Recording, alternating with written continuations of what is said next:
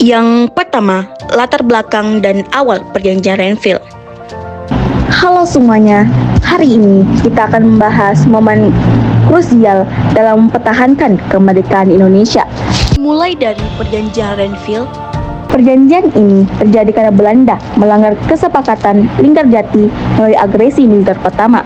Akibat tekanan internasional, PBB membentuk Komisi 3 Negara yang terdiri dari Australia, Belgia, dan Amerika Serikat untuk memediasi konflik.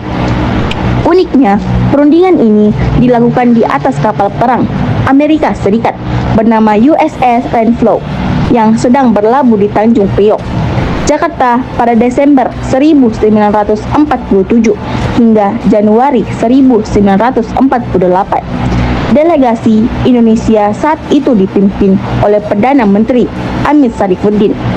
Kondisi di atas kapal yang netral diharapkan bisa meredam ketegangan, namun faktanya posisi Indonesia sangat tertekan secara diplomasi karena kekuatan militer Belanda yang sudah menguasai banyak wilayah strategis di Jawa dan Sumatera. Selanjutnya, isi perjanjian dan dampak buruk bagi Indonesia. Lalu, apa sebenarnya isi dari perjanjian Renville ini? Hasilnya sangat merugikan bagi kedaulatan kita. Pertama, Indonesia dipaksa mengakui garis Van Mook, yaitu garis batas wilayah yang diklaim Belanda setelah agresi militer mereka. Akibatnya, wilayah Republik Indonesia menjadi sangat sempit, hanya tersisa Yogyakarta dan sebagian kecil Jawa Tengah serta Sumatera. Kedua, pasukan TNI yang berada di kantong-kantong wilayah kekuasaan Belanda harus mundur atau hijrah ke wilayah Republik, termasuk divisi Siliwangi yang legendaris. Dampak politiknya pun sangat hebat. Kabinet Amir Syarifuddin jatuh karena rakyat merasa kecewa dengan hasil perundingan yang dianggap terlalu banyak mengalah. Perjanjian ini bukanlah akhir dari konflik, melainkan hanya bom waktu sebelum ketegangan kembali memuncak dalam skala yang lebih besar.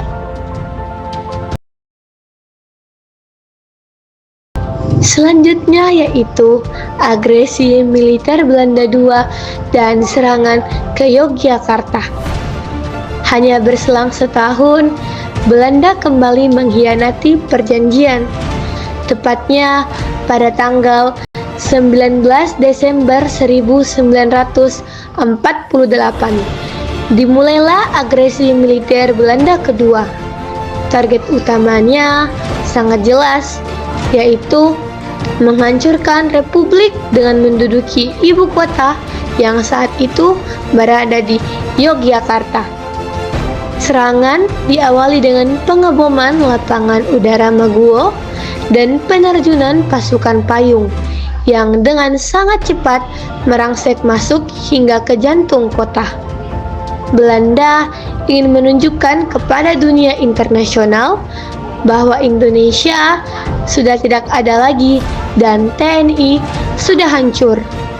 Dalam suasana genting tersebut, Presiden Soekarno segera mengambil keputusan cepat dengan mengirimkan mandat kepada Syafruddin Prawira Negara di Sumatera untuk membentuk pemerintah darurat Republik Indonesia atau kita kenal dengan sebutan PDRI. Hal ini tentunya krusial agar pemerintahan tetap berjalan secara sah meski ibu kota telah jatuh ke tangan musuh.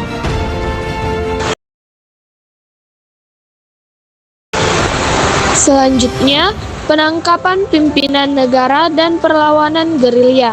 Puncak dari agresi ini adalah pengepungan Istana Kepresidenan di Yogyakarta. Meskipun memiliki kesempatan untuk melarikan diri, Soekarno, Hatta, dan beberapa menteri lainnya memilih untuk tetap di istana agar bisa terus melakukan diplomasi. Hingga akhirnya mereka ditangkap dan diasingkan oleh Belanda ke Bangka dan Parapat. Belanda mengira dengan menangkap pimpinan negara, perlawanan Indonesia akan usai. Namun, mereka salah besar. Jenderal Sudirman yang saat itu sedang sakit parah tetap memimpin pasukan masuk ke hutan untuk melakukan perang gerilya yang melelahkan bagi Belanda. Di saat yang sama, dunia internasional melalui PBB mengecam keras tindakan Belanda. Kombinasi antara perjuangan diplomasi di luar negeri dan gerilya di dalam hutan inilah yang akhirnya memaksa Belanda kembali ke meja perundingan dan mengakui bahwa kedaulatan Indonesia tidak bisa dipatahkan begitu saja.